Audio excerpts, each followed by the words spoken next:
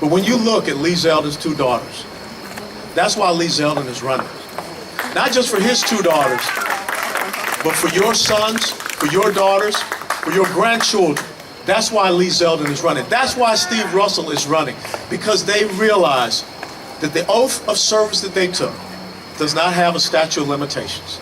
And they are willing to continue to give you that last full measure of devotion, even out of uniform. That's why I'm here. I don't care about the name calling. I know that we're on the side of that which is right. And anytime they want to come out and protest or do all of these consternations, it's all because they know one simple thing. We instill fear in them. Amen. When they see that flag that says, "Don't tread on me," when they see the American flag, when they see you standing up for principle, when they see you standing up accepting the challenge of Benjamin Franklin that you will keep this republic, that makes them very afraid. Ladies and gentlemen, I want to present to each and every one of you the next congressman from New York's Congressional District Number 1, Major in the United States Army Reserve, State Senator from the Empire State, my friend, a great American, Lee Zeldin.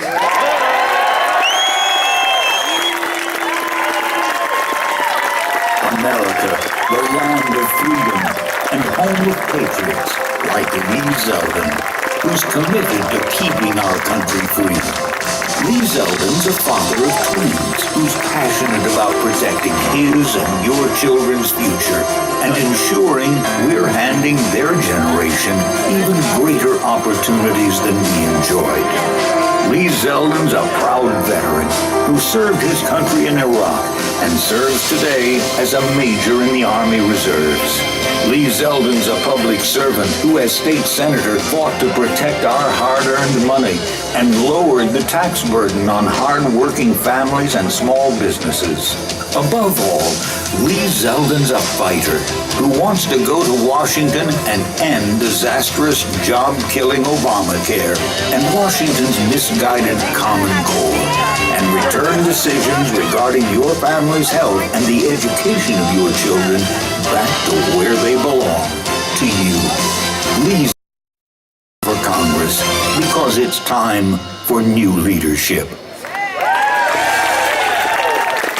Ladies and gentlemen, what more is there to say? Your next Congressman, Lee Zeldin!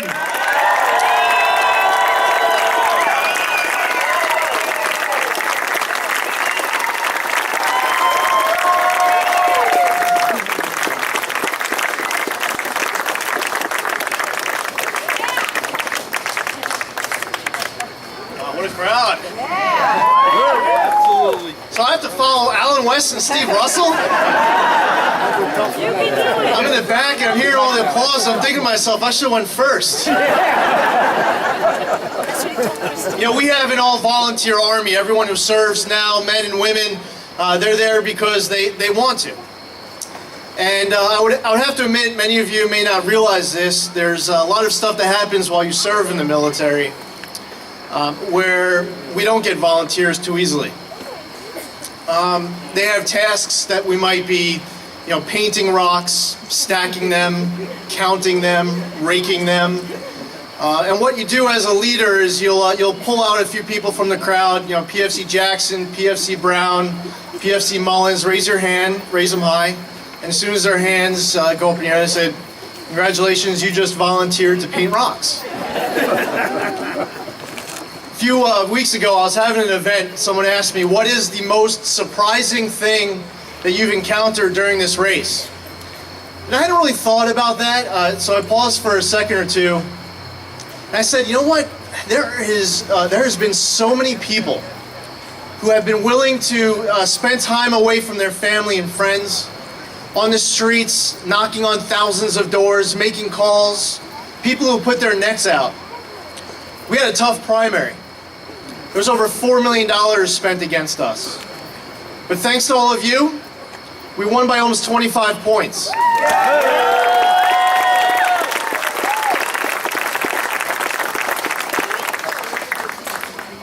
You know, the good news is that if we asked you to raise your hand and volunteer for these last 8 weeks, your hands would go up easily. We told you exactly what we had to do, because there are a lot more doors to be knocked on, a lot of more calls to be made, and we're gonna need your help. And the good news is, all of you know that this is a lot more important than going out and painting rocks. The direction our country is heading under the people we have right now in Washington cause us such deep concern that we are here even during the first night of Giants football. Because we know how much is at stake. We have people in Washington, both Republicans and Democrats, there's plenty of blame to go around. There are people down there who lack the personal courage to make really tough decisions that will actually fix our country and put us on a path that we can be greatly proud of again. There's a lot of contrast between my opponent and I. He's been here 12 years. I would argue that those 12 years have been quite ineffective.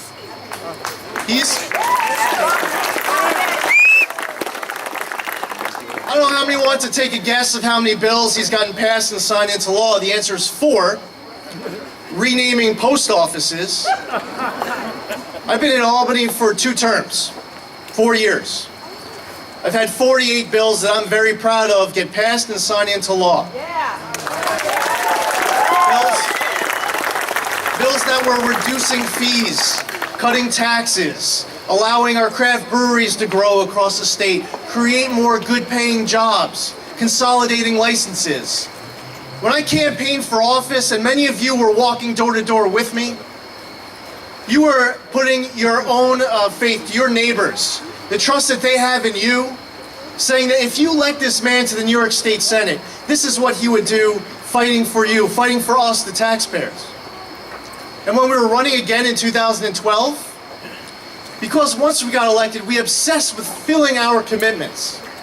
Our campaign slogan was, promises made, promises kept.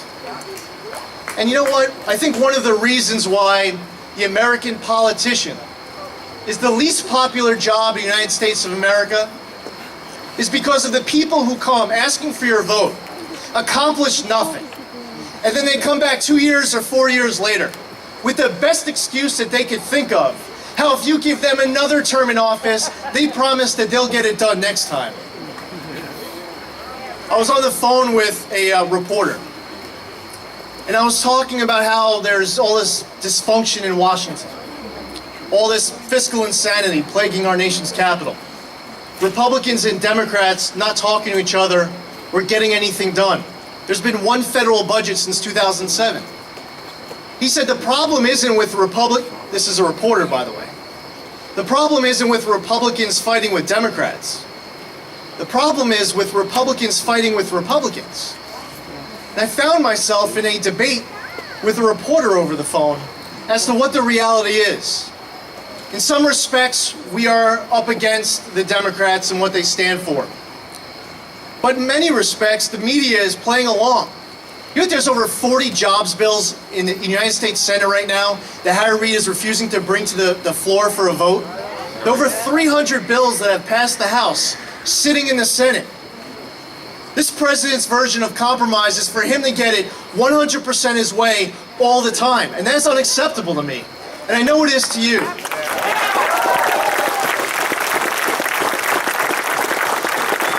I spoke at CPAC in March. I spoke about personal courage. The 7 Army values. The acronym is leadership.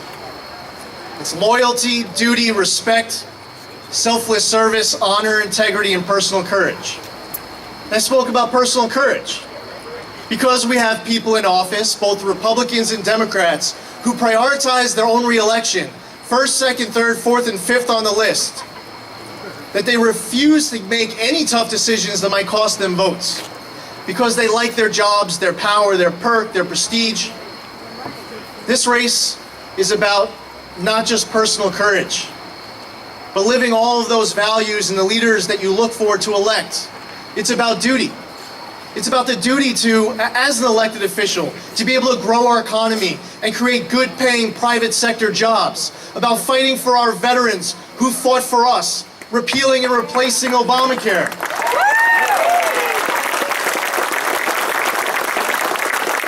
This It's about securing our borders and protecting America's interests overseas. And I see a lot of children here, and the fight's in Washington, no matter how much the incumbent denies it. I support a quality education for our kids. I support higher standards, but Common Core is not the answer.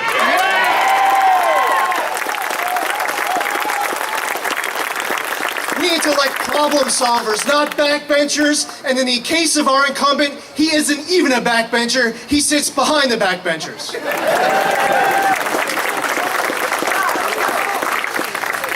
After 12 years in office, the slogan for the next 8 weeks, the motivation hopefully that you take here from here tonight, is that it's time to term limit Tim. We cannot keep re-electing the same people over and over and ever expect anything to change. Do you want to change Washington? Well, let's change our congressman.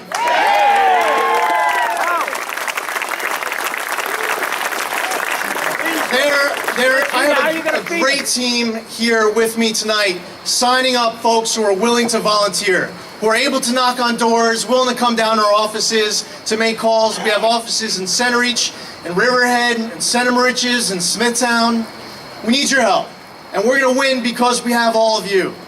And Tim Bishop is not scared of me, but I'll tell you what, he is frightened to death of all of you. So let's get this done. 8 weeks to go. There's so much at stake. America's future is at stake, and our kids as well. God bless all of you for being here tonight. Go Giants, and God bless America.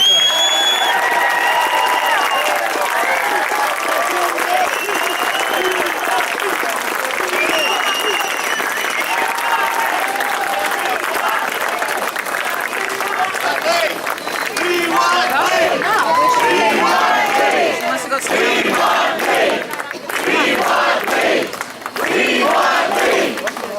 want